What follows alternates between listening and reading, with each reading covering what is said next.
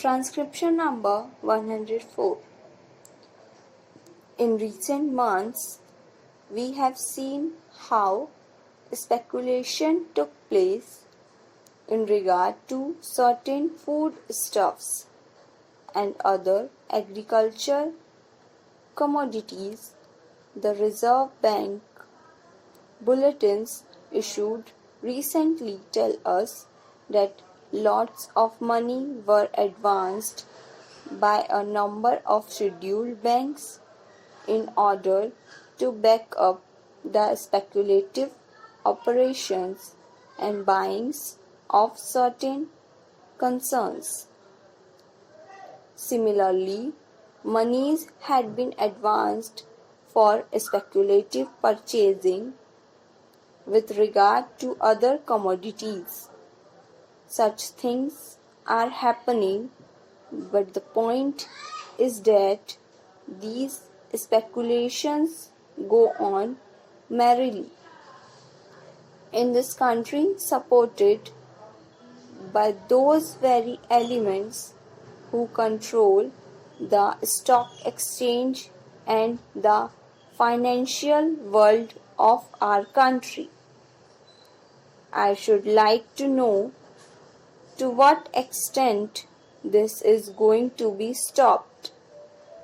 It is said that we are in a bad situation, and in order to give a proper direction to the planned development of the country, it is essential to direct the investments and speculative investments in particular. How much this measure conforms to these I should like to know from the government. It appears to me that not very much will have come out of this measure, notwithstanding the fact that the government armed with these powers. It is of vital importance today that we should have proper control of our investments that are taking place or cornering of shares in some cases. If we are at all serious about the planned development of our economy in general and our industry and commerce in particular, I am afraid the powers that are being taken by the government under this bill are not at all sufficient for ensuring such developments as would enable the government to direct investment and control transfer of shares, etc., in conformity with the interest of planned economic development. This is what I find from the reading of this bill and even from hearing the speech that has been delivered by the Honorable Minister. I have also read the other speech he had made in the other house that does not throw much light on the subject. I am not surprised, because when the whole thing was being discussed and mooted by the government, the approach of the government suffered from certain deficiencies.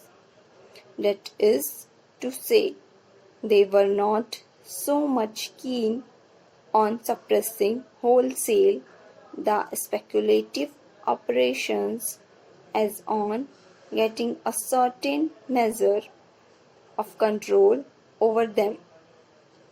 Today the time has come for making up one's mind with regard to the speculation business as a whole. This is the most important thing.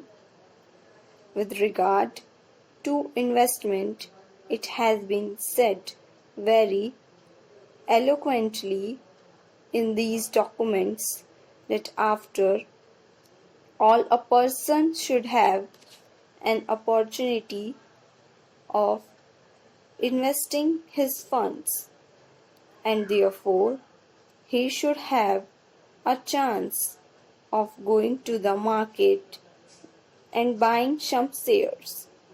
I can understand it, but what is the protection against his being cheated by certain people who have taken command of the stock exchange? What is the guarantee against it? Blank transfer is there, it is not abolished. Forward trading is there. Contract is provided for, it is not abolished. Also, there are other ways and means of cheating the common man. As we find today, the common man goes in for investment. Very genuinely, he goes in for investing because he wants to save money for bad days. Now, what is the protection in this bill which would save his money? I find that there is no such effective guarantee. I should have thought that in considering this whole scheme of measures, the government would be interested in seeing as to how the heart of speculative operation could be crushed, namely the monopolists who control the stock exchange today. It is essential to hound them out of the field altogether. In Kolkata, they are not only put up an outward show, but they have built underworld, and I suppose that underworld exists even today. A police raid took place, telephone systems and the whole paraphernalia was discovered, which should show that certain big men in the stock exchanges were carrying on subterranean business. This is a new type of underworld we have in our country in order to cheat the common man, in order to evade taxes, in order to carry on profiteering and black market trades. Lots of things came to light that day, and the newspapers gave a lot of publicity. We came across certain very big people. Some of them are very well-known patrons of the Congress party, the ruling party, who were hauled up in this fashion. What has happened to them? Who we would like to know when we discuss such a measure. They are the kings in the speculation world. They are the tycoons of that field. I would like to know what has happened to such people. Who are you going to do with these speculators? Will they be allowed to operate openly or secretly in the field under this fashion? Or are you really thinking of taking some action against them?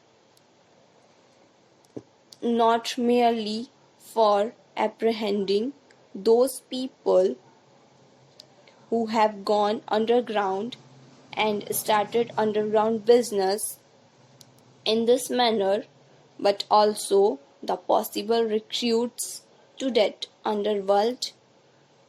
I would like to know. This is what the government should tell us. It is no use trying to bring in all technical questions, explaining one clause after another. This is important, but what we would like to know from the government is how you are going to check these elements who sit on top of the country as far as the stock exchange is concerned. These are very big and powerful people, and they need to be suppressed with a heavy hand in the interest of our economy. I find the Honorable Minister piloting this bill is completely indifferent to that aspect of the matter.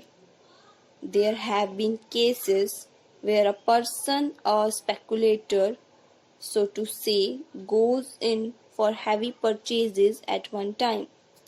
The heavy pressures boot up the prices.